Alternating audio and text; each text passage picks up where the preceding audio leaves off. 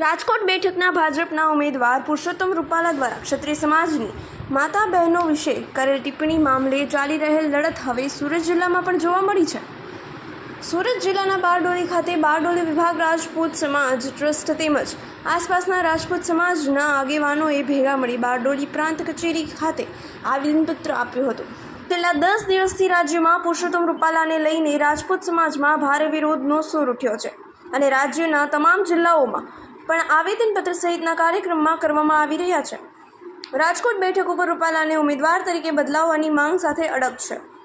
અને આ લડત આજે સુરત જિલ્લામાં પણ જોવા મળી હતી। સુરત જિલ્લાના વડા મથક ગણાતા બારડોલી ખાતે બારડોલી વિભાગ રાજપૂત સમાજ ટ્રસ્ટ આસપાસના અન્ય વિભાગના રાજપૂત સમાજના આગેવાનો તેમજ કરણી સેનાના હોદ્દેદારો દ્વારા બારડોલી પ્રાંત અધિકારીને આવેદનપત્ર આપવા માટે ભેગા થયા હતા અને કોઈ પક્ષ કે અન્ય કોઈ સમાજનો વિરોધ નહીં, પરંતુ માત્ર ને માત્ર પુરુષોત્તમ રૂપાલાને બદલે અન્ય કોઈ ઉમેદવાર મૂકવામાં આવે એવી જ માંગ બારડોલી રાજકોટ સમાજના આગેવાનોએ પણ કરી હતી।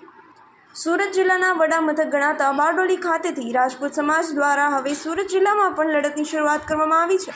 આજે બારડોલી મામલતદાર કચેરી ખાતે રાજપૂત સમાજના આગેવાનો, યુવાનો, વડીલોની સાથે મોટી સંખ્યામાં મહિલાઓ પણ ઉપસ્થિત થઈ હતી અને મહિલાઓએ પણ પુરુષોત્તમ રૂપાલાએ કરેલા બફાટને વખોડી કાઢ્યો હતો અને રૂપાલાની ઉમેદવાર તરીકે બદલાવવામાં નહીં આવે તો મહિલાઓ દ્વારા પણ ઉગ્ર લડતની ચીમકી આપવામાં આવી હતી। 10 દિવસથી ગુજરાત રાજ્ય રાજપૂત સંકલન સમિતિના નેજા હેઠળ ક્ષત્રિય સમાજ દ્વારા લડત ચલાવાઈ રહી છે। શાંતિપૂર્ણ રીતે ક્ષત્રિય સમાજે પોતાની માંગને લઈને લડત ચાલવામાં આવી રહી છે। જો કે ભાજપ પક્ષ દ્વારા હજુ પણ ઉમેદવાર બદલાવવાની માંગ લઈને કોઈ નિર્ણય લેવાયો નથી, જેથી દિવસે ને દિવસે ક્ષત્રિય સમાજમાં રોષ વધી રહ્યો છે અને આવનારા દિવસોમાં રૂપાલાને ઉમેદવાર તરીકે નહીં બદલાવવામાં આવે તો રાજપૂત સમાજ સંકલન સમિતિના આયોજન મુજબ સુરત જિલ્લામાં પણ વિવિધ કાર્યક્રમો આપવાની પણ બારડોલી રાજપૂત સમાજ દ્વારા ચીમકી આપવામાં આવી હતી। રિપોર્ટ રાજદીપ બારૈયા, બારડોલી।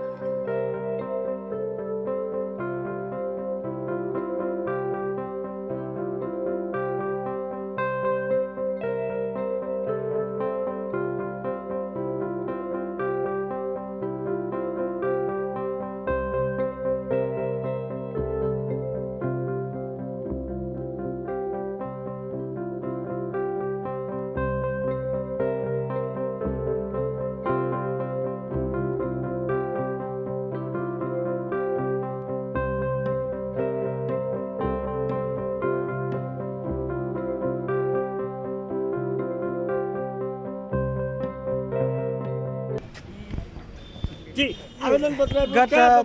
23 તારીખના રોજ રાજકોટ બેઠક ઉપર ભારતીય જનતા પાર્ટીના ઉમેદવાર આદરણીય પુરુષોત્તમ રૂપાલાજી દ્વારા કોઈ એક સમાજને પોતાની વાણીથી ખુશ કરવા માટે અમારા ક્ષત્રિય સમાજ વિશે અને સમાજની માતા બહેનો વિશે જે એમણે વાહિયાત ટિપ્પણી કરી હતી, જેને લઈને રાજ્યભરના ક્ષત્રિય સમાજમાં બરોબર આક્રોશ છે। છેલ્લા 10 દિવસથી અમે ખૂબ જ શાંતિપૂર્ણ રીતે અમારી સરકાર સમક્ષ અમે એક જ માંગ મૂકી છે કે આવા ઈસમો અસામાજિક રીતે વાતાવરણ ક્યાંક ને ક્યાંક દોહરાવવાનો પણ પ્રયાસ કરે છે પોતાની વાણીથી, તો એને લઈને રાજકોટ બેઠક ઉપર ભાજપ પક્ષ દ્વારા ઉમેદવાર બદલવામાં આવે એ જ અમારી માંગ છે। અમારી ગઈકાલે પણ સંકલન સમિતિ જે ગાંધીનગર ખાતે મળી હતી તેમાં પણ એક જ વસ્તુ અમારી નક્કી થઈ છે કે અમારે કોઈ જાતનું કશું સમાધાન કરવું નથી। પક્ષ અને પક્ષના આગેવાનો પણ જે સમાધાનની વાતો કરે છે તો આખો સમાજ જ્યારે એક તરફ છે તો એક જ વ્યક્તિને જો સમજાવી દે તો આખો મામલો જ પતી જાય। જો રાજપૂત સમાજે આ દેશની એકતા અને અખંડિતતા માટે પોતાના મહામૂલા રજવાડાઓ જો હોંશે હોંશે આપી શકતા હોય તો આ જ રાજ્યની શાંતિ માટે સમાજના